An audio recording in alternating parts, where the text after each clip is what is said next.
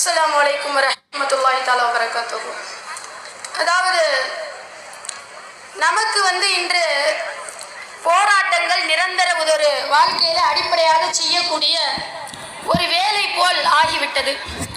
நம்முடைய கணவருடைய நம்முடைய வீடுகளிலே நம்ம எப்படி நம்முடைய விஷயத்துக்காக சில விஷயங்களை பேசுவோம் பாருங்க. அன்றாட வாழ்வியலிலே நம்மளுடைய நிகழ்வுகளில் ஒன்றானதாக இன்றைக்கு போராட்டங்கள் ஆகிவிட்டது.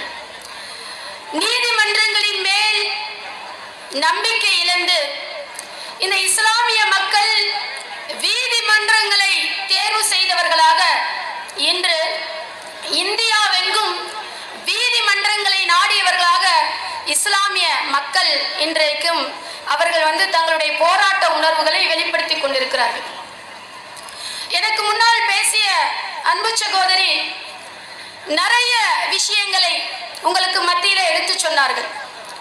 நிறைய இந்த பாசிச அரசு குறித்தும் நிறைய விஷயங்களை நாம் எப்படி பழிவாங்கப்படுகிறோம் என்பது குறித்தெல்லாம் நிறைய எடுத்து சொன்னாங்க. நாம் யாரிடத்திலே நீதி கேட்கிறோம், இதுதான் ஒரு விஷயத்தை நாம் எல்லாம் புரிஞ்சுக்கணும். நாம் யாரிடத்திலே நீதி கேட்டுக் கொண்டிருக்கிறோம்? உண்மையிலே இன்று குற்றவாளி கூண்டிலே நிறுத்த வேண்டியவர்கள் யார்? இன்றைக்கு நிரபராதிகளாக சுதந்திரமாக இந்த நாட்டிலே இந்த நாட்டினுடைய விடுதலைக்கு சொந்தக்காரர்களான இந்த இஸ்லாமிய மக்களா, அல்லது இந்த நாட்டை வெள்ளையனுக்கு காட்டிக் கொடுத்து இந்த நாட்டினுடைய அந்த அனைத்து வளங்களையும் இன்றைக்கு வரை அமைதியாக சைலண்டாக விற்று கொண்டிருக்கிறார்களே, இவர்களா? குற்றவாளிகள் யார் என்பதை நாம் புரிந்து கொள்ள வேண்டும். முதல் விஷயம், குற்றவாளிகள் யார்? இரண்டாவது, ஏன் குறி வைக்கிறீர்கள்? இரண்டாவது, ஏன் குறி வைக்கிறீர்கள்? இந்த ரெண்டு கேள்விகளும் இன்றைக்கு இஸ்லாமிய சமூகத்தை பார்த்து கேட்கப்படுகிறது. முதல்ல, குற்றவாளிகள் யார்? நம்ம பாதிக்கப்பட்டு நம்ம போய் வழக்காடு மன்றங்களிலே நீதிமன்றங்களிலே நிற்கிறோமே, அந்த நீதிமன்றங்களும் அந்த நீதிமன்றங்களுடைய அந்த அதிகாரப்பூர்வமான மையமாக இருக்கக்கூடிய அந்த அரசுகளும் இன்றைக்கு எப்படிப்பட்ட நிலையிலே இருந்து கொண்டிருக்கிறது? நம்முடைய இந்த இந்தியாவினுடைய மிகப்பெரிய ஒரு சிறப்பு என்று நீங்க நிறைய கூட்டங்கள் எல்லாம் கேட்டிருப்பீங்க. என்ன சொல்லுவாங்க? இந்தியாவுடைய மிகப்பெரிய சிறப்பு என்ன சொல்லுங்க? வேற்றுமையில் ஒற்றுமை. இந்தியா என்பது வேற்றுமையில் ஒற்றுமை என்பதுதான் இந்தியாவுடைய சிறப்பு. அது என்ன வேற்றுமையில் ஒற்றுமை? வேற்றுமையில் ஒற்றுமை என்று இருப்பதை ஏற்றுக்கொள்ளக்கூடியதுதான் ஜனநாயகம். நல்ல விளங்கிக்கணும். வேற்றுமையில் ஒற்றுமையாக இருக்க வேண்டும், வேற்றுமையில் வேறுபாடு கொள்ளக்கூடாது. புரியுதா உங்களுக்கு? நான் பேசுறது விளங்குதா? வேற்றுமைகள் தான் இருக்கும், வேற்றுமையை ஏற்றுக்கொள்ள வேண்டும். அதுதான் வேற்றுமையில் ஒற்றுமை காண்பது என்பதனுடைய பொருள். அப்ப பல நிறங்கள், பல மதங்கள், பல சித்தாந்தங்கள், பலவிதமான நம்பிக்கைகள் என்று இன மொழி இப்படி கலாச்சாரங்கள் ரீதியாக பிளவுபட்டு கொண்டிருக்கக்கூடிய பிரிவுகளை சார்ந்திருக்கக்கூடிய அந்த இந்திய மக்கள், இந்தியாவிலே பிறந்த இந்திய குடியுரிமை பெற்ற மக்கள் இந்தியாவிலே அவரவர் உரிமைகளோடு இங்கே வாழ முடியும். அவரவர் உரிமையோடு இந்தியாவின் ஆட்சித்துறைகளிலே அதிகார அந்த அடுக்குகளிலே இதை சார்ந்த எந்த குடிமகனாக இருந்தாலும் அந்த அதிகாரத்தை பெற்றுக்கொள்ள முடியும், கல்வியை பெற்றுக்கொள்ள முடியும் என்பதுதான் இந்திய அரசு நமக்கு தந்துள்ள இருக்கக்கூடிய ஒரு உரிமை. அப்ப நாம் யாரிடத்திலே போய் கேட்கிறோமோ அவர்கள் சொல்லுவாங்களே செக்யூலரிசம். இந்த செக்யூலரிசத்தை ஏற்றுக்கொண்டவர்களிடத்தில் தான் இன்றைய இந்தியாவுடைய அரசாட்சி இருக்கிறதா? பன்முகத்தன்மையை ஏற்றுக்கொள்ளக்கூடியவர்களோடு தான் நாம் வாழ்ந்து கொண்டிருக்கிறோமா?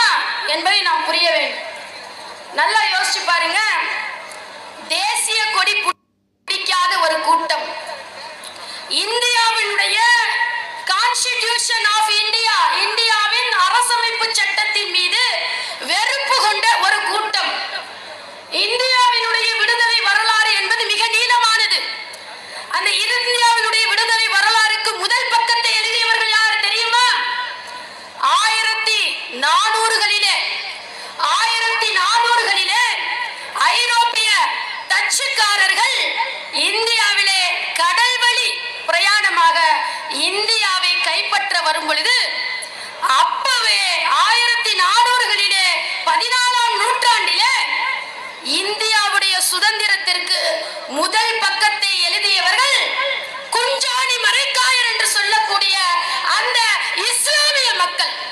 அப்ப அது ஆரம்பம் 1400. அப்ப இருந்து பிரச்சனை ஆரம்பிக்குது. அப்படியே கடந்து போய் 1947 கடைசியாக காந்தியாருடைய தலைமையிலே பிரிட்டிஷ்காரனிடமிருந்து இந்தியா சுதந்திரம் பெறுது. இந்த வரலாறு உங்க எல்லாத்துக்கும் தெரியும் தானே? எல்லாத்துக்கும் தெரியும் தானே? இதுவரை தேசத்தந்தை என்று போற்றப்பட்ட காந்தியடிகளை எல்லாத்துக்குமே தெரியும். 14ஆம் நூற்றாண்டுல நடந்தது தெரியுதோ இல்லையோ, இறுதியாக 1947 சுதந்திரம் வாங்கிய பொழுது அந்த போராட்டத்தை முன்னிறுத்தி சுதந்திரத்தை பெற்று தந்தவர் மகாத்மா காந்தியடிகள். அப்ப சுதந்திரம் பெற்றோட்டிய இந்தியாவில் என்ன ஏற்பட்டிருக்கணும்? அமைதி, சந்தோஷம். இந்தியாவிலே அவரவருக்கு இவ்வளவு காலம் அடிமை சங்கிலியிலே வாழ்ந்திருந்தவர்கள் நிம்மதியை அங்கே பெற்றிருக்க வேண்டும். ஆக இந்தியா சுதந்திரம் அடைந்த உடனே மிகப்பெரிய ஒரு பிரச்சனை இந்தியாவிலே நடந்தது. அது என்னது? இந்தியாவுக்கு யார் சுதந்திரத்தை பெற்று தந்தாரோ அந்த காந்தியடிகள் இந்த கொடூர கும்பலால், சங்க பரிவார கும்பலால் இந்தியாவிலே அரசமைப்பு சட்டத்தை தூக்கி எறிந்துவிட்டு வர்ணாசிரமத்தை இந்தியாவினுடைய அந்த ஆட்சியில் அந்த ஒரு சித்தாந்தமாக கொண்டு வர வேண்டும் என்ற சிந்தனைக்குரியவர்கள் காந்தியாரை கொலை செய்தார்கள். அப்ப இந்தியாவிலே முதல் படுகொலை அது எப்படிப்பட்டதொரு, நீங்க சொல்றீங்களே தீவிரவாதிகள், பயங்கரவாதம், இதெல்லாம் இந்திய சுதந்திர வரலாற்றிலே முதல் தீவிரவாதி, முதல் RSS பட்டறையிலே பயிற்சி பெற்ற நாதுராம் கோட்சே, முதல் பயங்கரவாதம், இந்திய தீவிரவாதம் காந்தியாருடைய படுகொலை. மறக்க முடியுமா? நம்மளே மறந்து போனாலும் இவங்க மறக்க மாட்டாங்க. சமீபத்திலே ஜனவரி 30 உங்களுக்கு ஞாபகம் இருக்கிறதா? காந்தியாருடைய நினைவு தினம். நமக்கெல்லாம் என்ன சொல்றாங்க? காந்தியாருடைய நினைவு தினம். அந்த நாளிலே நம்ம அவங்களுடைய வாழ்க்கையை நினைவு கூறணும்னு சொல்லுவாங்க. ஆனா RSS ஒரு செஞ்சு காட்டுவாங்க. அவங்க மேலெல்லாம் இந்திய அந்த இறையாண்மைக்கு எதிரான சட்டங்கள் பாயாது, அவங்க மேல UAPA பாயாது. அது என்ன செய்றாங்க? இன்னைக்கு வரைக்கும் காந்தியாருடைய பொம்மையை செஞ்சு சுட்டு காட்டுறான். காந்தியை சுட்டது சரிதான் என்று பேஸ்புக்கிலே போடுகிறான். இன்றைய கடந்த ஜனவரி 30 வரைக்கும் இதுதான் நடந்துகிட்டு இருக்கு இந்தியாவில். அப்ப நாம் யாரிடத்திலே நீதியை எதிர்பார்க்கிறோம்? எல்லாம் கூட்டமா நம்ம எல்லாம் இருக்கோம். கிட்டத்தட்ட 2 மாத காலங்களாக இந்த போராட்டங்கள் நடந்து கொண்டிருக்கிறது. இந்த ஹிஜாப் சம்பந்தமா இது நடக்குது. அதுக்கு முன்னாடி எதுக்காக வந்த போராடணும் ஞாபகம் இருக்கா? சபியா சைஃபினுடைய படுகொலைக்காக இதே போல் போராடி இருக்கிறோம். இந்தியாவினுடைய அந்த பெண் மக்கள் ஒரு சொல்லுவாரு, பேட்டி பச்சாவோ பேட்டி படாவோ. இந்தியாவுடைய பெண் மக்கள் காக்கப்பட வேண்டியவர்கள், அவர்கள் படிக்க வேண்டும் என்று இவர் வெளியில பேசுவாரு. ஆனால் அங்க என்ன நடக்குது? நாங்கள் படிப்பதற்காக நீங்க பாதுகாப்பான உடைய கொடுக்கிறீங்களோ இல்லையோ, நாங்கள் பாதுகாப்பாக உடை அணிந்து கல்வி நிறுவனங்களுக்கு வந்தால் அங்க இவங்க என்ன சொல்றாங்க? அந்த இடத்துல உனக்கு படிப்பே கிடையாது, நீ படிக்கணும்னா ஹிஜாப கலட்டி போட்டு வா, அப்பதான் நீ படிக்க முடியும். இரட்டை வார்த்தையில கேக்குறாங்க, உனக்கு படிப்பு வேணுமா, உனக்கு ஹிஜாப் வேணுமா? இதுதான் இன்றைக்கு நம் சமூகத்தின் மீது வைக்கப்பட்ட கேள்வி. படிப்பா ஹிஜாபா, எதை தேர்வு செய்வீங்கள்? அப்ப என்ன செய்வா? என்னடா இப்பதான் இவ்வளவு காலம் பிறகு நான் சொன்னேன் பாருங்க, இந்திய சுதந்திர போராட்ட வரலாறு. அதுல ஒரு வரலாறு என்ன? தேச அந்த பற்றை காட்டுவதற்காக பொருளை கொடுத்தாங்க, உயிரை கொடுத்தாங்க, எல்லாத்தையும் கொடுத்தாங்க. அதே போல ஆங்கிலேயனுடைய ஆங்கில கல்வியை படிக்க மாட்டோம்னு சொன்ன சமூகத்தினர்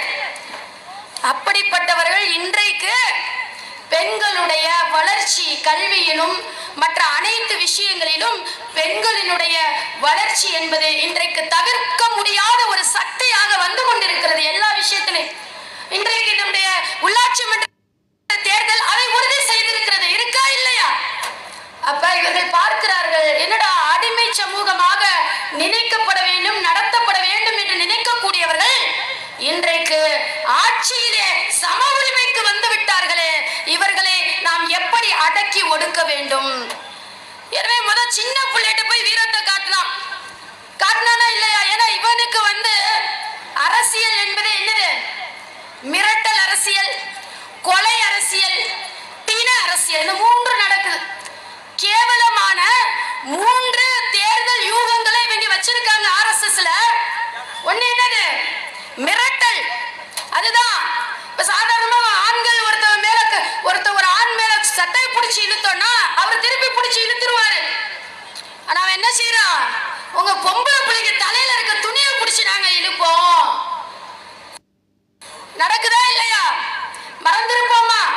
கடந்த சில வருடங்களுக்கு முன்பா இவர்களுடைய இந்த மத தீவிரவாதம், இவர்களுடைய இந்த பயங்கரவாதம் 8 வயது சிறுமி ஆசிஃபாவின் மீது நிகழ்த்தப்பட்டது. இருந்துச்சா இல்லையா? நீங்க சொல்றீங்க நம்மள புர்காவை கழட்ட சொல்லி. இவர்கள் எவ்வளவு கேவலமானவர்கள்! 8 வயது சிறுமி இடத்திலே அந்த மத பயங்கரவாதத்தையும் தீவிரவாதத்தையும் நிகழ்த்து காட்டி, பாத்தீங்களா உங்களுக்கு என்ன நிலைன்னு பாத்தீங்களா?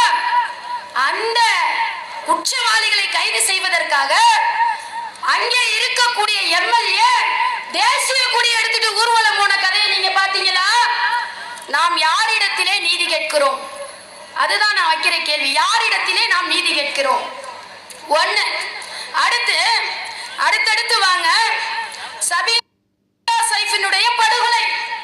ஒரு பிள்ளை கஷ்டப்பட்டு படிக்க வச்சு ஒரு அந்த பாம்பேல குப்பை பொறுக்கக்கூடிய, டெல்லியில குப்பை பொறுக்கக்கூடிய ஒரு கடினமான வேலையை செய்து தன் மகளுடைய வாழ்க்கை நல்லா இருக்கணும்னு ஒரு தாய் என்ன செய்யறாங்க? அந்த பிள்ளைய படிக்க வைக்கிறாங்க. அந்த பிள்ளை என்ன படிப்பை படிக்கிறாங்க? ஒரு சீருடை பணியாளராக அவர்கள் வலம் வருகிறார்கள். டிஃபென்ஸிலே வேலை செய்கிறார்கள். அப்ப டிஃபென்ஸிலே இருக்கக்கூடிய ஒரு காவல்துறை பெண்ணுக்கு எவ்வளவு பெரிய பாதுகாப்பு இருக்க வேண்டும்? இன்னைக்கு வரைக்கும் சஃபியா சைஃபுடைய படுகொலைக்காக நம்ம போராடணுமே, நீதி கிடைச்சுச்சா? ஆசிஃபாவுக்காக போராடணுமே, நீதி கிடைச்சுச்சா? நந்தினிக்காக போராடணுமே, நீதி கிடைச்சுச்சா? யாரிடத்திலே நாம் நீதியை எதிர்பார்க்கிறோம்? அதுதான் என்னுடைய கேள்வி. யாருக்காக இந்த கூட்டங்கள் கூட்டப்படுகிறது? யாரை நோக்கி நம்முடைய குரல்கள் செலுத்தப்படுகிறது? நீங்கள் சிந்தித்து பார்க்க வேண்டும். இவர்கள் நம்முடைய ஜனநாயக ரீதியான இந்த விஷயங்களை ஏற்கக்கூடியவர்களா? இன்றைக்கு உண்மையிலே சொல்றேன், இந்தியன் கான்ஸ்டிடியூஷனே அமைப்பு சட்டத்தை வழிநடத்துபவர்கள், மரியாதை கொடுப்பவர்கள், லா அண்ட் ஆர்டர் என்று சொல்பவர்களே, கட்டுப்பாடு என்பது அதற்கு முதலிலே கட்டுப்படக்கூடிய ஒரு சமூகம் இருக்கும் என்று சொன்னால் அது இஸ்லாமிய சமூகம் தான். வேற எந்த சமூகமும் அவன் அரசமைப்பு சட்டத்திற்கு கட்டுப்படுவதில்லை. ஆனா இந்த ஒரு சமூகம் தான் அரசமைப்பு சட்டத்தினுடைய ஜனநாயக உரிமைக்காக, மதச்சார்பற்ற உரிமைக்காக, அனைத்து சிறுபான்மையினர் தாழ்த்தப்பட்ட மக்களுக்காக இன்றைக்கு ஒவ்வொரு காலமும் குரல் கொடுத்து களமிறங்கி போராடி கொண்டிருக்கிறது.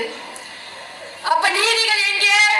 சகோதரி சொன்னாங்க, ஹரித்வார்ல 100 இளைஞர்களை கொடுங்க, 20 லட்சம் முஸ்லிம்களை கொல்ல வேண்டும் என்று அந்த சனாதன் சாஸ்தா என்று சொல்லக்கூடிய அந்த அமைப்பை சார்ந்தவர்கள் பகிரங்கமாக சொன்னாங்களே. அப்ப எங்க போச்சு இந்திய இறையாண்மை? தடுக்கப்படலையா?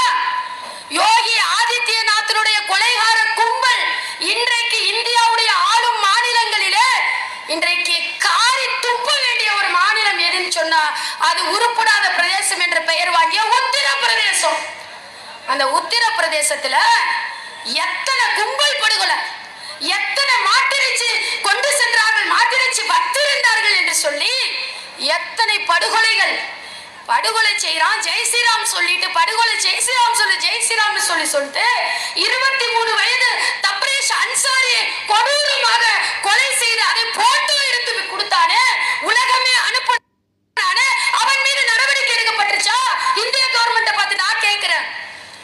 ஜுனைத் கான் என்ற ஒரு ஹாஃபிஸ் சகோதரர் அந்த தாடியையும் தொப்பியையும் பரத அந்த பைஜாமா அணிந்திருந்தார் என்ற அந்த இஸ்லாமிய ஆடை வெளிப்பட்டதின் ஒரே காரணத்திற்காக 17 வயது சிறுவன் ஓடும் ரயிலிலே இந்த காவி வெறியர்களால் குத்தி கொலை செய்யப்பட்டார்கள். அதுக்கு நீதி கிடைத்து விட்டதா?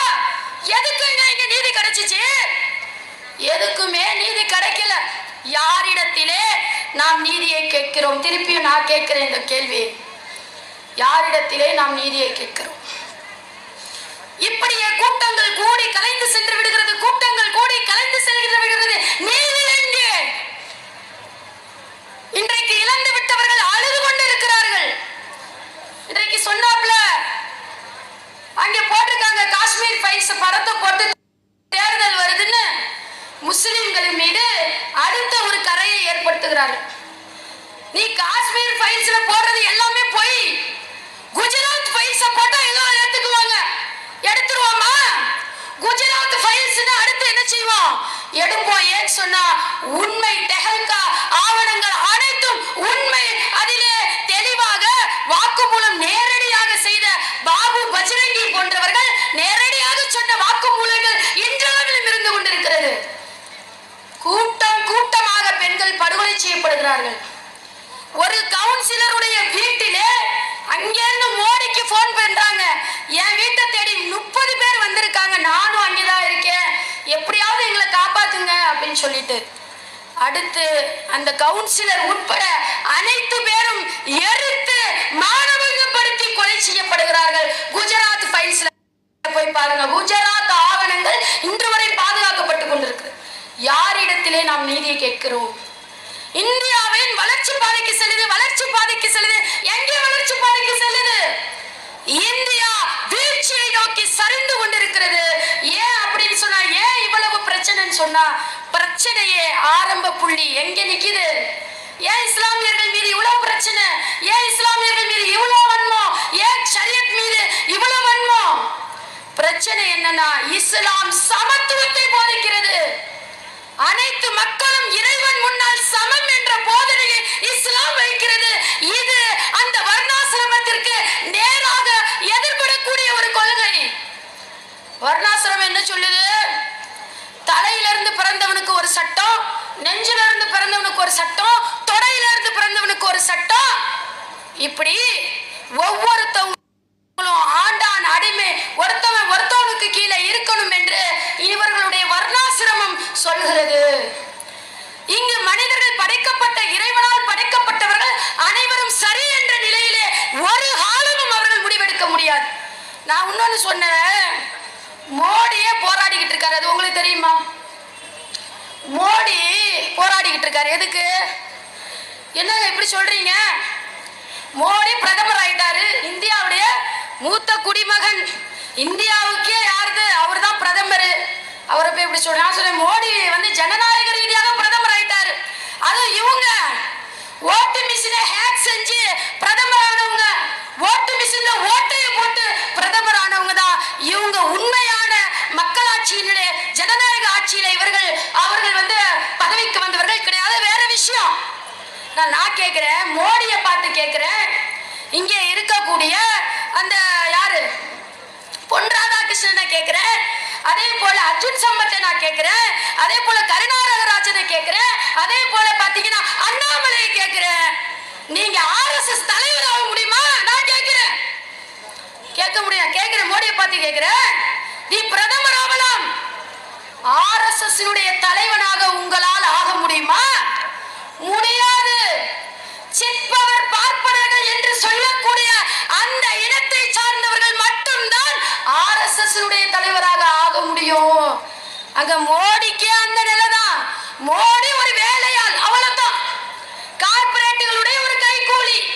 இங்க RSS இனவெறி படுகொலை செய்வதிலே பயிற்சி பெற்று அதில குஜராத்ல 3000 முஸ்லிம்களை கொன்று காட்டியதால் மோடி முதல் மாணவனாக தேர்ச்சி பெற்று பிரதமர் ஆயிட்டார். இதுதான் நடந்த உண்மை. இவர்களிடத்திலே நம்ம போய் கேட்டுக்கிட்டு இருக்கோம். இவர்கள் எண்ணம் என்ன அப்படின்னு சொன்னா, இந்தியாவை வர்ணாசிரமத்தின் மீது கட்டமைக்க வேண்டும். 1925 இந்த RSS உருவான அந்த காலகட்டம் 2025 நாம் தொடவிருக்கிறோம். RSS நூற்றாண்டு விழாவை கொண்டாடுவதற்குள் நாங்கள் இந்தியாவை இந்து ராஷ்டிரமாக மாற்றியே காட்டுவோம். இஸ்லாமியர்களை வெளியேற்றுவோம். 2 நிலையை இஸ்லாமியர்கள் கையில எடுங்கிறாங்க. ஒண்ணு, நம்முடைய அடையாளங்களை இழந்துவிட்டு, நம்முடைய உரிமைகளை இழந்துவிட்டு, நம்முடைய ஷரியத்துகளை எல்லாம் இழந்துவிட்டு, இவர்களிடத்திலே உயிர் பிச்சை கேட்டு இவர்களுடைய அடிமைகளாக இந்தியாவில் வாழ முடியுமா? வாழலாம். இன்னொன்னு, இல்லை என்றால் நீங்கள் பாகிஸ்தானுக்கு போங்க, பாகிஸ்தானுக்கு போங்கன்னு சொல்லிட்டு இன்றைக்கு தெள்ள தெளிவாக பேசுகிறார்களே, அவர்களின் மீது இறையாண்மைக்கு எதிரான சட்டங்கள் பாயாதா? அப்ப சட்டம் யாருக்கு தெரியாது நீங்க நினைக்கிறீங்க? குறிச்சுக்கங்க. ஆக்ட் 13 இந்தியன் கான்ஸ்டிடியூஷன்ல ஆளக்கூடிய அரசுகள் மக்களை கிளர்ச்சிப்படுத்தக்கூடிய விதத்திலே சட்டங்களை இயற்றுவது சட்டப்படி குற்றம். இந்தியன் கான்ஸ்டிடியூஷன் சொல்லுது. ஆக்ட் 14 இந்தியன் கான்ஸ்டிடியூஷன் சொல்லுது, அதாவது எந்த ஒரு அரசாங்கமாக இருக்கட்டும், இதை யார் சொன்னார் தெரியுமா? இந்துவாக நான் வாழ்ந்து விட்டேன், ஆனால் இந்துவாக ஒரு காலமும் நான் மரணிக்கவே கூடாது என்று சொல்லி இன்றைக்கு பௌத்த மதத்தை தேர்வு செய்தாரே சமத்துவத்தின் தந்தை டாக்டர் பாபா சாஹிப் அம்பேத்கர் அவர்கள் சொன்னார்கள், எந்த ஒரு கவர்மெண்ட்டும் முஸ்லிம்களுடைய அடிப்படை உரிமைகளை கிளர்ச்சி செய்வது போன்ற சட்டங்களை இயற்றக்கூடாது. சட்ட புத்தகத்தில் போய் பாருங்க. அப்படி இயற்றக்கூடிய அந்த கவர்மெண்ட்டை பார்த்து அம்பேத்கர் சொல்றாரு, இப்படிப்பட்ட கிளர்ச்சியை ஏற்படுத்தக்கூடிய சட்டங்களை இயற்றக்கூடிய கவர்மெண்டாக எது இருந்தாலும் அந்த கவர்மெண்ட் ஒரு பைத்தியக்கார கவர்மெண்டாகத்தான் இருக்கும் என்று டாக்டர் பாபா சாஹிப் அம்பேத்கர் அவர்கள் அப்பவே சொல்லிட்டார். அப்ப நம்ம எந்த கவர்மெண்ட் நீதி எதிர்பார்க்கிறோம் சொல்லுங்க பாப்போம்? ஒரு பைத்தியக்கார கவர்மெண்ட். எனக்கு உரிமை இருக்கிறது சொல்வதற்கு. இந்தியன் கவர்மெண்ட் கான்ஸ்டிடியூஷன் எங்களுக்கு உரிமை கொடுத்திருக்கு. ஏன்னு சொன்னா, நீ பள்ளிக்கூடத்துக்கு ஹிஜாப் அணிந்து வரக்கூடாதுன்னு நீங்க சொல்றீங்களே, நான் சொல்றேன் கான்ஸ்டிடியூஷன் 25 ஆர்டிகல் 25ல போய் பாருங்க.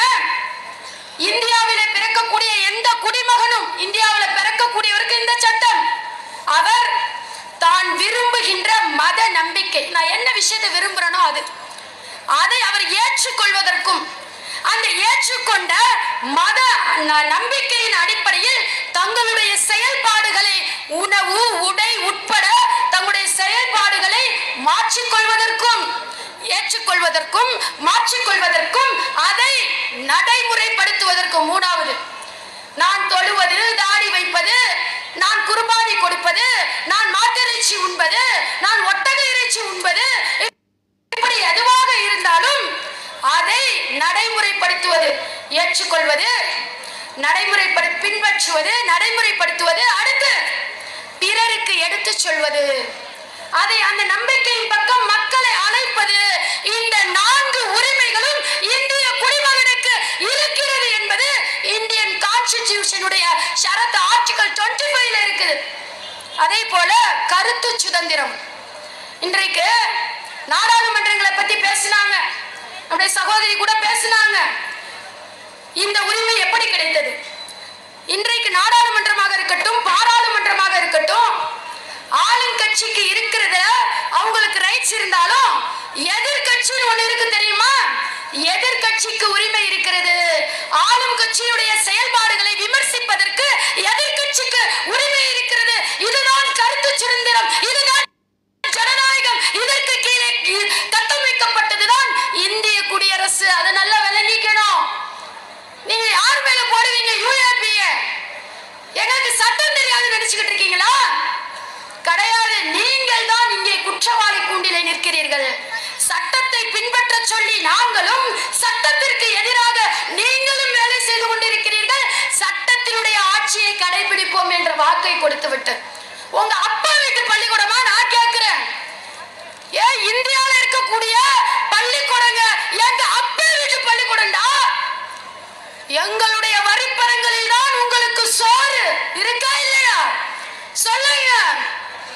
எங்களிடத்துல இப்ப கூடுதலா ஜிஎஸ்டி வேற போட்டிருக்கீங்களே, எங்களுடைய வரிப்பணங்களில் தான் நீங்கள் சாப்பிட்டு கொண்டு சம்பளம் வாங்கி கொண்டிருக்கிறீர்கள். ஒரு 5 வருஷத்துக்கு நாங்களா மக்கள் எல்லாம் தேர்வு செஞ்சு இருந்தாங்க, எங்களை நீங்க ஆட்சி செய்யுங்க. எதன் அடிப்படையில? எதன் அடிப்படையில? குர்ஆனின் அடிப்படையில, பகவத்கீதையின் அடிப்படையில, பைபிளின் அடிப்படையில இல்லை, இந்தியன் கான்ஸ்டிடியூஷன் அரசமைப்பு சட்டத்தின் அடிப்படையில். எப்படிப்பட்ட சட்டம் தெரியுமாங்க? பிரச்சனையை இங்க பாதுகாக்கப்பட வேண்டியது என்ன? அமைப்பு சட்டத்துக்கு ஆபத்து. அதுதான் உண்மை. அமைப்பு சட்டத்திற்கு, ஏன்னா சனாதன வர்ணாசிரம சித்தாந்தங்களுக்கு எதிராக அமைப்பு சட்டம் இருக்கிறது. சமதர்மத்தை அது பேசுகிறது, குர்ஆனும் சமதர்மத்தை பேசுகிறது. இதுதான் இவர்களுக்கு பிடிக்கவில்லை. இதுதான் பிரச்சனையுடைய அடிப்படை கரு. ஏன் செய்யறாங்கன்னா இதுதான். இது டிஜிட்டலா நடக்குதுங்க. இதுதாங்க அப்பவே நடந்துச்சு. அப்பவே இதே பிரச்சனை தான் நடந்துச்சு. அப்ப இதே மன்னராட்சி காலத்திலே இந்த வர்ணாசிரம கொள்கை ஆண்டான் அடிமை கலாச்சாரத்திற்கு ரொம்ப பலி வாங்கிய ஒரு பூமி என்று எது என்று சொன்னால் நாம் வாழக்கூடிய தமிழகம். குறிப்பா ஏண்டா இவன் எப்ப பார்த்தாலும் பெண்கள் பின்னாடியே நிக்கிறான்.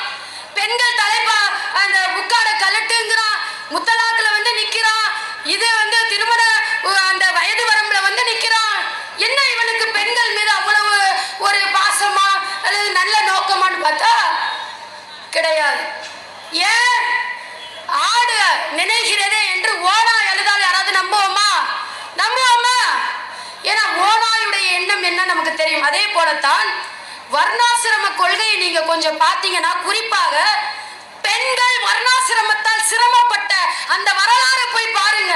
நான் கோடிட்டு சொல்லுகிறேன், நல்லா சொல்லுகிறேன். இன்னைக்கு நம்ம முக்காடு போட்டிருக்கிறத அவன் சொல்றான் முக்காட கலட்டுன்னு. நாம் பெண் சுதந்திரத்தின் அடையாளமாக, நாம் பெண் கண்ணியத்தின் அடையாளமாக நாம் புர்காவை, இந்த ஹிஜாபை, இந்த தலை துணியை போட்டிருக்கிறோம். ஆனால் பெண் அடிமைத்தனத்தின் அடையாளமாக முதலிலே முக்காடை போட்டவர்கள் யார் தெரியுமா? பிராமணிய பெண்கள். உண்மையிலே சொல்றேன், பிராமணிய பெண்கள் படுற கஷ்டத்தை போய் பார்க்கணும். அவங்கள சொல்ல விட மாட்டாங்க. மோடி வைஃப்ட போய் கேட்டு பாருங்க. அந்த அம்மா இப்ப இல்லையே, மோடி கூடயா இருக்காங்க. யசோதாவை பாதுகாக்க முடியாம நமக்கு மசோதாவா என்ன செய்யறாரு? போட்டுக்கிட்டே இருக்காரு இந்த பக்கம். அங்க யசோதாவை கைவிட்டாச்சு. அப்ப ஒரு பெண் விதவையாகிவிட்டால் முடியை மலித்து முக்காடை போட்டு அந்த பெண்ணை ஒரு அபசகுணத்தின் சின்னமாக மாற்றி, இன்னும் கூடுதலாக பாருங்க, பெண்களுக்கு பற்கள் இருந்தால் அழகாக தெரிவார்கள் என்று சொல்லி பற்களை பிடுங்கிய ஒரு கூட்டம். அந்த கூட்டம் எப்படி பற்களை பிடுங்கியிருக்காங்க தெரியுமா? பனம்பழம் தெரியுமா உங்களுக்கு? அந்த பனம்பழத்தை சூடேற்றி அவர்களை கடிக்க கொடுத்து அந்த பனம்பழத்தை இழுத்தால் பல்லெல்லாம் அப்படியே ஆடி கொட்டிரும். ஏன்னா பற்கள் இருந்தால் அந்த பெண்கள் அழகாக தெரிந்து விடுவார்கள். குழந்தை திருமணம், இந்த பையனுக்கு 3 வயசு இருக்கும், அந்த பிள்ளைக்கு 1 வயசு இருக்கும், அப்பயே கல்யாணம் பண்ணிடுவாங்க. இதெல்லாம் எங்கடா இருந்துச்சு? நான் கேட்கிறேன். அதுல அந்த பையன் இறந்துருச்சுன்னா காலம் முழுவதும் அந்த பெண் விதவை, மறுமணம் கூடாது. இருக்குச்சா இல்லையா? அதுக்கப்புறம் பாருங்க, தலித்து பெண்கள் சகோதரி சொன்னாங்க, மார்பகங்களே மூடக்கூடாது. இன்று வரைக்கும் வரலாற்றிலே படத்தோடு இருக்கு, போய் பாருங்க.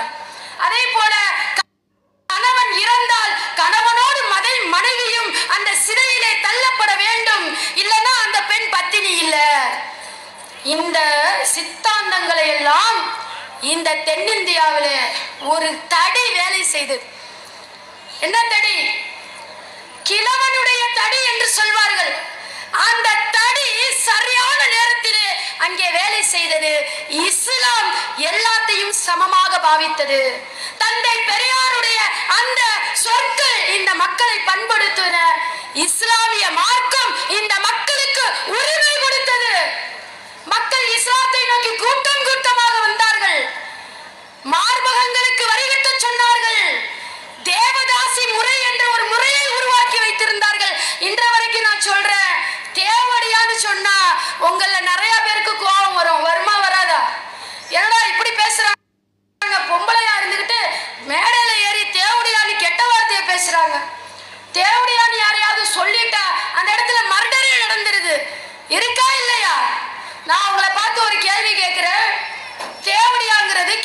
வார்த்தையா? சொல்லுங்க. தேவடியாங்கிறது கெட்ட வார்த்தையா? நம்மளாம் யாரு? மொழியால் தமிழர்கள், அப்படிதானே? தேவன் என்றால் யார்? இறைவனை குறிக்கக்கூடிய ஒரு சொற்பதம் தான் என்னது? தேவன். அடியார் என்றால் யார்? இறைவனுக்கு சேவை செய்யக்கூடிய ஒரு நபருக்கு பேர் தான் என்னது? அடியார். ரெண்டையும் சேர்த்து பாருங்க. தேவ அடியார், இதுதான் அந்த வார்த்தை. தேவ அடியார். அதிலே பெண்பால். அடியார் என்று சொன்னால் அது ஆண் பதம், அடியாள் என்று சொன்னால் என்னது? பெண் பதம். அப்ப இந்த தேவ அடியாள்ங்கிற அந்த வார்த்தைக்கு அர்த்தம் என்ன? தேவ சேவை செய்யக்கூடிய ஒரு பெண், இதுதாங்க அர்த்தம். தேவ அடியாள் என்ற அந்த தமிழ் வார்த்தைக்கு அர்த்தம் என்னன்னு சொன்னா தேவனுக்கு சேவை செய்யக்கூடிய ஒரு பெண். இது கெட்ட வார்த்தையா? இது கெட்ட வார்த்தையாங்க. ஆனா இந்த வார்த்தை எப்படி கெட்ட வார்த்தையாக இந்த சமூகத்திலே மாற்றப்பட்டது? என்னைக்காவது கேள்வி கேட்டிருப்போமா? என்னைக்காவது சிந்திச்சிருப்போமா? நல்லா யோசிச்சு பாருங்க. பொட்டு கட்டி விடுறதுன்னு ஒரு பழக்கம் இருந்துச்சு தமிழ்நாட்டுல. இருந்துச்சா இல்ல? தேவதாசி முறை அதுக்கு பேரு. அந்த பெண்களுக்கு திருமணமே செய்ய மாட்டாங்க. அந்த பெண்கள் சிறு பிள்ளையாக இருக்கும் பொழுதே எப்படி ஆடு மாடுகளை நேர்ந்து விடுவார்களோ அதே போல அந்த பிள்ளைகளை போய் கோயிலில் என்ன செஞ்சிருவாங்க? விட்டு விடுவார்கள். அந்த பிள்ளைகள் அந்த கோயிலிலே கூட்டம் கூட்டமாக அந்த பிள்ளைகள் இருப்பார்கள். அங்க இருந்து அங்கே இருக்கக்கூடிய அங்கே கோயிலுக்கு வரக்கூடிய பக்தர்கள், தர்மகர்த்தாக்கள், அந்த இத்தியாதி போன்ற எல்லா ஆண்களாலும் அந்த பெண்கள் கட்டாயமாக விபச்சார வகைக்கு உட்படுத்தப்பட்டார்கள். பெண்கள் அழுவுறாங்க, எங்களால இது தாங்க முடியல. எங்களுக்கு இது எப்படி என்றால் குடும்பமாக இந்த குடும்பத்தில் பிறந்தவர் அதே மாதிரி தான் வரணும். என்னைக்குமே திருமணம் கிடையாது. திருமணமோ வாழ்வோ குழந்தையோ எதுவுமே கிடையாது. அப்ப எந்த அளவிற்கு ஒரு பெண்ணை கேவலப்படுத்திய ஒரு வர்ணாசிரமம் சனாதனத்தை அன்றைக்கு செருப்பால் அடித்து நாங்கள் விரட்டி விட்டோம். இந்தியாவை விட்டோமா இல்லையா? இன்னைக்கு இருக்கா? இன்னைக்கு இருக்கா? பொட்டு கட்டுறது இருக்கா? தேவதாசி முறை இன்னைக்கு இருக்குதா? இல்ல. எப்படி இதுக்கு தீர்வு வந்தது? முத்துலட்சுமி ரெட்டி என்று சொல்லப்படக்கூடிய அந்த மருத்துவர் அவங்க என்ன செய்யறாங்க? சட்டசபையில பேசுறாங்க. இந்த தேவதாசி முறையினால தமிழகத்து பெண்களில் பெரும்பாலானோர் பல சித்திரவதைக்கு உள்ளாக்கப்படுகிறார்கள். இத நீக்கணும். எங்க பேசுறாங்க பாருங்க, சட்டசபையில. அப்ப அந்த தேவதாசி முறை என்பது சட்டமாக்கப்பட்டு அதனால ஒண்ணு தவறில்லை. யார்ட்டையும் போய் முறையிட முடியாது. இங்க பாருங்க, இந்த கோயில்ல இருக்கிறவர் என்னை கையை பிடிச்சி இழுக்கிறாரு, என்கிட்ட தகாத முறையில நடந்துக்கிறாருன்னு சொல்ல முடியாது. இன்னைக்கு நடக்குதுல போக்சோ சட்டம் கொண்டு வந்தானே, போக்சோ ஆக்டுக்கு கீழே சிறுமியரா இருக்கட்டும் அல்லது வயது வந்த பிள்ளைகளுக்கு மத்தியில இருக்கட்டும் ஈவ்டீசிங் கேஸ்ன்னு இன்னைக்கு புக் பண்றாங்கல்ல, இந்த மாதிரி யாரிடத்திலும் முறையிட முடியாது. ஏன்னா அரசு அங்கீகாரத்தோடு அது நடைபெற்று கொண்டிருந்தது. ஏன்னா அதுக்கு என்ன பேர் வச்சான்? தேவ சேவை. அப்ப முத்துலட்சுமி ரெட்டி சொல்றாங்க, நிறைய பெண்கள் இதனால பாதிக்கப்பட்டிருக்காங்க, இது முடிவுக்கு வர வேண்டும் என்று அவர்கள் பேசுகிறார்கள். அப்ப சொல்றாங்க, முதல் நாள் சட்டமன்றத்துல பேசுறாங்க, அதெல்லாம் முடியாது, அதெல்லாம் செய்ய முடியாது, அதெல்லாம் தேவனுக்கு சேவை செய்யக்கூடிய மிகப்பெரிய விஷயம், அதை ஒருபோதும் தடுக்க மாட்டோம். திரும்பி வந்துடுறாங்க.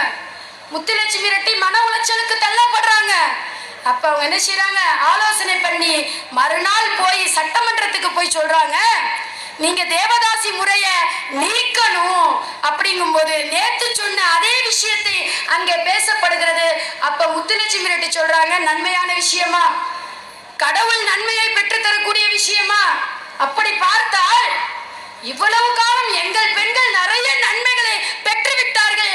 எனவே சட்டமன்றத்தில் இருக்கக்கூடிய உங்க பொண்டாட்டியையும் உங்க பிள்ளையையும் கொண்டு வந்து கோயிலுக்குள்ள உடைங்கன்னு சொன்னதுக்கு பிறகுதான் இந்த விஷயம் அன்றோடு முடிவுக்கு வந்தது.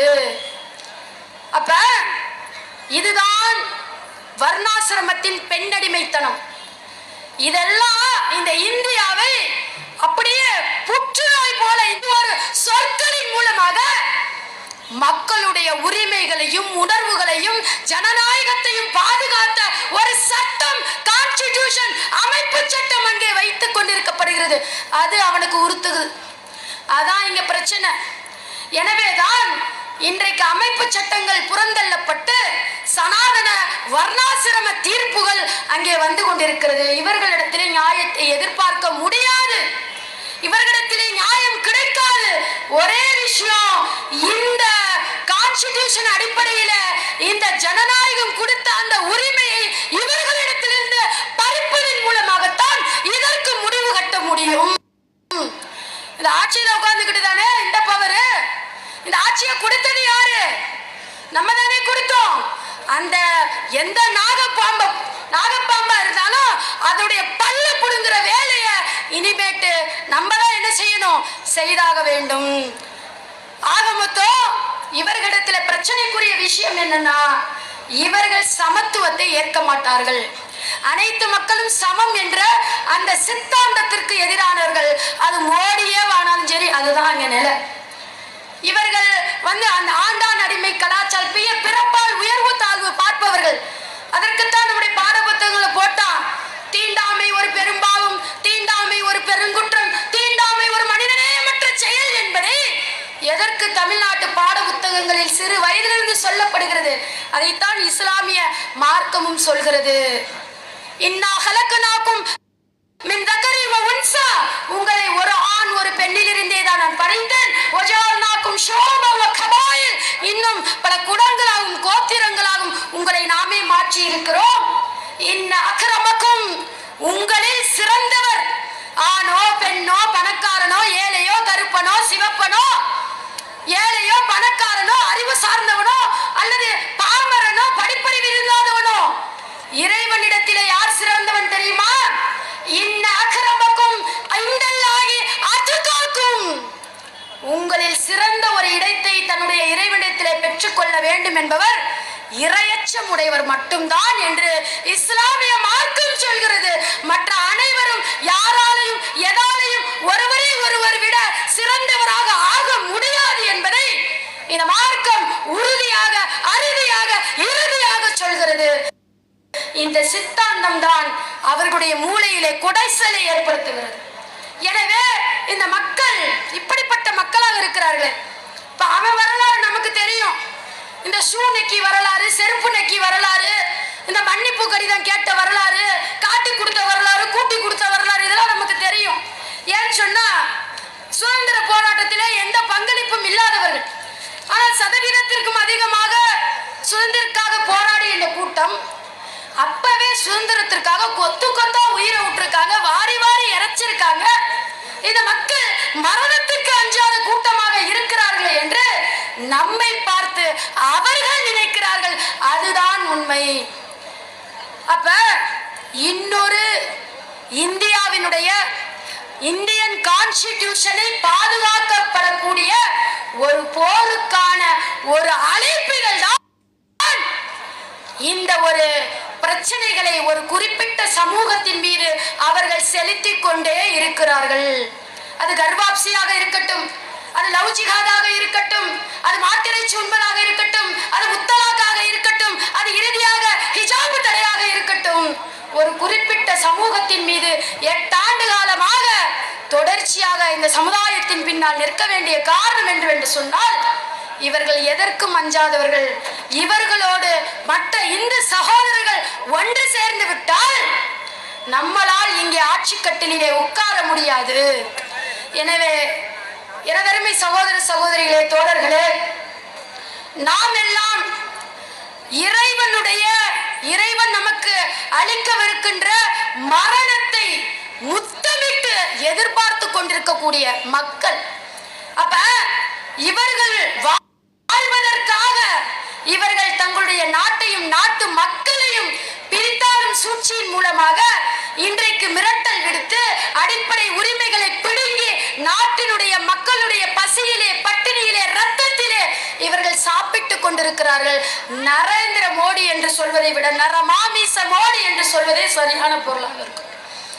எனவே இவர்களை நாம் எதிர்கொள்ள வேண்டும் என்று சொன்னால் இவர்களிடத்திலே நாங்கள் உரிமையை எதிர்பார்க்கவில்லை. நான் இறுதியாக சொல்கிறேன், மோடி கிட்டையும் அமித்ஷா கிட்டையும் உயர் நீதிமன்றத்திட்ட போய் எங்களுக்கு கொஞ்சம் ஹிஜாபு போட அனுமதி கொடுங்களேன், நாங்க நாளைக்கு தலையில துணியை போட்டுக்கிறோம், ஹிஜாப் போட்டுட்டு ஸ்கூலுக்கு வரோம், மோடி கொஞ்சம் ஆமான்னு சொல்லுங்க அமித்ஷா கொஞ்சம் ஆமான்னு சொல்லுங்க, உயர் நீதிமன்ற நீதிகளே கொஞ்சம் ஆமான்னு சொல்லுங்க, அதுவா? நிச்சயமா கிடையாது. உன்னிடத்திலே உரிமையை நாங்கள் எதிர்பார்க்கவில்லை. எங்களுடைய உரிமை, எங்களுடைய கடமை, எங்களை படைத்த இறைவன் எங்களுக்கு 1400 வருடங்களுக்கு முன்பாக தந்து விட்டான். அது ஒன்று. அடுத்து இந்தியன் கான்ஸ்டிடியூஷன் எங்களுக்கு எங்களுடைய இந்த மதம் சார்ந்த நம்பிக்கை சார்ந்த ஹிஜாப் என்ற கவசத்தை அணிவதற்கு ஆர்டிகல் 25ல எங்களுக்கு அனுமதி அளித்திருக்கிறது. இங்கே குற்றவாளி கூண்டிலே நிற்கப்படக்கூடியவர்கள் யார் என்று சொன்னால், இன்றைக்கு ஆளக்கூடிய அந்த பாரதிய ஜல்சா பார்ட்டி, பாரதிய ஜனதா பார்ட்டி தான் இன்றைக்கு குற்றவாளி கூண்டிலே நின்று கொண்டிருக்கிறார்கள். நாங்கள் அல்ல. எங்கள் மீது வழக்கு, நாங்கள் பாதிக்கப்பட்ட மக்கள் நீதியை கேட்டு நீதிமன்றங்களின் மீது நம்பிக்கை இழந்து நீதிமன்றங்களை நம்பி இங்கே இறங்கி இருக்கிறோம். எனவே இங்கே சரியான நீதி எங்களுக்கு வழங்கப்பட வேண்டும். இந்திய குடிமக்களுடைய உரிமைகள், உணர்வுகள் மதிக்கப்பட வேண்டும். இந்திய குடிமக்களுடைய உணர்வுகள், உரிமைகள் மதிக்கப்பட வேண்டும், பாதுகாக்கப்பட வேண்டும். அது மீறப்படும் என்று சொன்னால், அந்த உரிமை மறுக்கப்படும் என்று சொன்னால், லாஸ்டா என்ன சொன்னாங்க, ஹிஜாபுடைய தீர்ப்புக்கு ஒரு காரணம் சொன்னாங்க. அதை சொல்லி நான் முடிச்சிடுறேன். என்ன சொன்னாருன்னு சொன்னா, இந்த ஹிஜாப் அணிவது என்பது இஸ்லாமிய ஷரியத் சட்டங்களிலே அது ஃபர்லு. இவர் எப்ப அஜரத் ஆனாங்கன்னு எனக்கு தெரியல. எப்ப நீதிமன்ற நீதிபதி கான்ஸ்டிடியூஷனை ஒழுங்கா படிச்சிருந்தாலே நீங்க என்ன செஞ்சிருப்பீங்க, நீதி சொல்லியிருப்பீங்க. நீங்க வர்ணாசிரமத்தை படிச்சுட்டு நீங்க நாக்பூர்ல எழுதி கொடுத்துட்டு வந்ததை சொல்றதுனாலதான் இவ்வளவு பிரச்சனை. அப்ப அவங்க சொல்றாங்க, இது இஸ்லாமியர்களுடைய நடைமுறையிலே வலியுறுத்தப்பட்ட ஒரு விஷயமாக இல்லை, அதனால ஹிஜாபு போட தேவையில்லை என்ற தீர்ப்பை இந்த காரணம் காட்டி சொல்லியிருக்காங்க. அப்ப எங்களுடைய மார்க்கத்துல எது ஃபர்லு, எது சுன்னத்து, எது வாஜிபு, இதெல்லாம் பத்தி நீங்க பேசிக்கிட்டு இருக்கீங்க, அப்படிதானே? அப்படின்னு சொன்னா இன்னொரு விஷயத்த நான் பதிவு செய்யறேன். எங்க மார்க்கத்துல இருக்கிற விஷயத்த இப்ப எப்படி நீதிபதிகள் கோடிட்டு சொன்னாங்க, இது ஃபர்லா, வாஜிபா, ஃபர்லு கிஃபாயாவா, நஃபீலா, சுன்னத்தா, இதெல்லாம் காட்டுறாங்க பாருங்க. இதே மாதிரி சொந்த நாட்டிலே, அந்த நாட்டு பிறந்த சொந்த நாட்டிலே அந்த நாட்டினுடைய குடிமக்களினுடைய வாழ் உரிமை, உணர்வுரிமை, உணவு உரிமை, கல்வி உரிமை, இது எல்லாம் சுதந்திர உரிமை, வேலை வாய்ப்பு உரிமை அனைத்தும் மறுக்கப்பட்டு குடியுரிமை மறுக்கப்படக்கூடிய ஒரு நேரம் வந்தால் எங்களுடைய மார்க்கம் சொல்லுது, உங்கள் மீது ஜிஹாதை கடமையாக்கி கொள்ளுங்கள். படிச்சு பாருங்க. குர்ஆனை நீங்க என்ன செய்யணும், படிக்கணும். நீதிபதிகள் எல்லாத்தையும் படிக்கணும். குர்ஆனை அறகுறையா படிச்சுட்டு நீங்க தீர்ப்பு சொல்லக்கூடாது. எனவே இப்படியும் ஒரு விதி எங்கள் மீது என்ன செய்கிறது, இருக்கிறது என்பதை நான் ஆளும் பாஜக ஆட்சிக்கு நான் சொல்லிக் கொள்கிறேன். அப்புறம் இன்னொரு சின்ன தகவல் என்னன்னு சொன்னா, இவ்வளவு பிரச்சனைகளையும் தமிழகத்துல தான் நம்ம இப்படி உட்கார்ந்து நம்முடைய உரிமைகளுக்காக போராடி கொண்டிருக்கிறோம். குஜராத்தை எடுத்துக்கங்க, காஷ்மீர்ல எடுத்துக்கோங்க, பாஜக ஆளக்கூடிய அனைத்து மாநிலங்களிலும் மக்களுடைய அடிப்படை உரிமைகள் அங்கே மறுக்கப்படுகிறது. அப்ப தமிழகத்திலே இப்ப பதவி ஏற்ற இந்த திராவிட மாடல் என்று சொல்லப்படக்கூடிய தளபதி ஸ்டாலினுடைய ஆட்சியில ஆட்சிக்கு வருவதற்கு முன்னாடி அவர் சொன்னாரு, இதே மாதிரி இந்தியாவே ஒரு கூட்டம் போட்டுச்சு, இருக்கா இல்லையா? இந்திய வரலாறிலே புது வரலாறை ஷாஹின்பாக் பெண்கள் உருவாக்கினார்களா இல்லையா? அந்த ஷாஹின்பாக்ல இந்தியா முழுவதும் ஆண்டு கொண்டிருந்த தமிழகம் தீவிரமாக இருந்தது. காரணம், இஸ்லாமியர்களுக்கு குடியுரிமை மறுக்கப்பட்டது. அப்ப இருந்த பிஜேபியில கூட்டாக இருந்த இப்ப இருக்கக்கூடிய ஏடிஎம்கே கவர்மெண்ட் கிட்ட போய் நாங்க கூட்டமாக கும்பலாக போய் இந்த மாதிரி ஏன்னா இவருடைய எம்பிக்கள் அங்கே கையெழுத்து போட்டதின் காரணமாகத்தான் குடியுரிமை சட்டமே அன்றைக்கு சட்டமாக்கப்பட்டது. அந்த மாபெரும் மிக இந்திய வரலாறிலே கேவலமான ஒரு வரலாற்றை இந்த ஏடிஎம்கே கவர்மெண்ட் செய்த துரோகத்தை என்னைக்குமே மறக்க முடியாது. அப்ப எடப்பாடி பழனிசாமிட்டையும் பன்னீர்செல்வத்துக்கும் பின்னாடி ஜமாத்தார்கள் எல்லாம் போய் இதை மாற்றுங்க, இதுக்காக தான் நாங்க என்ன செய்யறோம், கூட்டத்தை கூட்டுறோம் அப்படின்னு சொன்னப்ப இல்ல, அதனால எந்த பாதிப்பும் இல்லை. அவர்கிட்ட போய் கேட்டும் போது என்ன சொல்றாரா, ஏப்பா அந்த மசோதாக்காக நம்ம கையெழுத்து போட்டோம். எப்படிப்பட்ட ஒரு அடிமை கவர்மெண்ட் பார்த்தீங்களா? தனது நாட்டிலே வாழக்கூடிய மக்களுக்கு குடியுரிமை இல்லைன்னு ஒருத்தவன் சொல்லுவான், அதுக்கு என்னன்னு படிச்சு பார்க்காம கையெழுத்து போட்ட ஒரு கேவலமான ஒரு கவர்மெண்ட் அல்லாஹ்வுடைய உதவியினால் இன்று மாற்றி அமைக்கப்பட்டிருக்கிறது. தளபதி ஸ்டாலின் அவர்கள் ஆட்சி கட்டிலுக்கு வந்த உடனே அப்ப கூட்டுறாரு, நம்ம தான் சொல்லிக்கிட்டு இருந்தோம், வங்கத்து சிங்கம் மம்தா பானர்ஜியுடைய புடவை இருந்தா வாங்கி எடப்பாடியை கட்டிக்க சொல்லுங்கன்னு சொல்லி நாங்கெல்லாம் பேசணும். அப்ப அவர் சொன்னாரு, திராவிட முன்னேற்ற கழகம் ஆட்சிக்கு வந்தால் நாங்கள் கையெழுத்து விடக்கூடிய முதல் விஷயங்களிலே தமிழகத்தில் ஒருபோதும் சிஏஏ என்ஆர்சி இருக்காது என்று சொன்னார். அதே போல அவர்கள் நடைமுறைப்படுத்தி காட்டினார்கள். இல்லைன்னு சொல்ல முடியுமா? சொல்ல முடியாது. நான் பதிவு செய்து கொள்கிறேன். அதே போல நிறைய விஷயங்களிலே இன்றைக்கு நடந்த உள்ளாட்சி தேர்தல் உட்பட நிறைய விஷயங்களிலே இன்று மாற்றி அமைக்கப்பட வேண்டிய கூறுகள் நிறைய இருக்கிறது, இல்லைன்னு சொல்ல முடியாது. அப்ப அந்த அடிப்படையில திராவிட சித்தாந்தம் மனிதர்களை மனிதர்களாக, மனித உணர்வுகளை மனிதனுடைய உணர்வுகளாக பார்த்து கொண்டிருக்கிறது. எனவே ஒருபோதும் அது என்ன செய்யாது, இந்த தமிழ்நாட்டிலே நீ குஜராத்தா மாத்தணும்னு நினைச்சினா அதற்கு இங்கே வாழக்கூடிய தொப்புள் கொடி உறவுகளாக வாழக்கூடிய எங்கள் மக்களும் அனுமதிக்க மாட்டார்கள். இங்கே இருக்கக்கூடிய கவர்மெண்ட்டும் அதை ஒருபோதும் அனுமதிக்காது. இப்ப இதை நான் உங்களிடத்தில் பதிவு செய்து கொள்ள விரும்புகிறேன். இன்ஷா அல்லாஹ் இந்த போராட்டங்கள் என்பது இது தீர்வல்ல. இதையும் தாண்டி இனி பல போராட்டங்களுக்கு, ஆர்ப்பாட்டங்களுக்கு நாம் நம்மை தயார்படுத்திக் கொள்ள வேண்டும். ஏன்னா அவங்க தான் அழைச்சிக்கிட்டு இருக்காங்க. ஒரு குறிப்பிட்ட சமூகத்தின் மீது இருக்கக்கூடிய அந்த வன்மத்தின் காரணமாக அந்த சமூகத்தை கொட்டி கொண்டு அந்த சமூகத்தை வேதனை செய்து கொண்டிருக்கும் பொழுது அந்த சமூகத்தின் மக்கள் கிளர்ச்சி அடைகிறார்கள். எப்படி புரட்சியாளர்கள் பிறக்கிறார்கள்? அடிப்படை உரிமைகள் பறிக்கப்படும் பொழுதுதான் புரட்சிகள் வெடிக்கிறது. ஆனால் புரட்சியினுடைய இறுதி என்னன்னு தெரியுமா?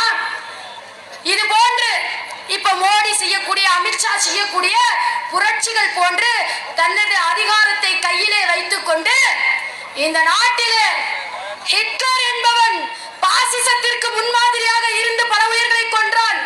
முசோலினி என்பவன் பாசிசத்தை முன்மாதிரியாக வைத்துக் கொண்டு பல இன்னல்களை செய்தான். அவர்களுடைய அந்த மரணங்களை நீங்க பாத்தீங்கன்னா மக்கள் புரட்சியின் காரணமாக முசோலினுடைய மரணங்கள் வரலாற்றினுடைய பக்கங்களிலே இன்று வரை நாட்டம் எடுத்துக் கொண்டிருக்கிறது.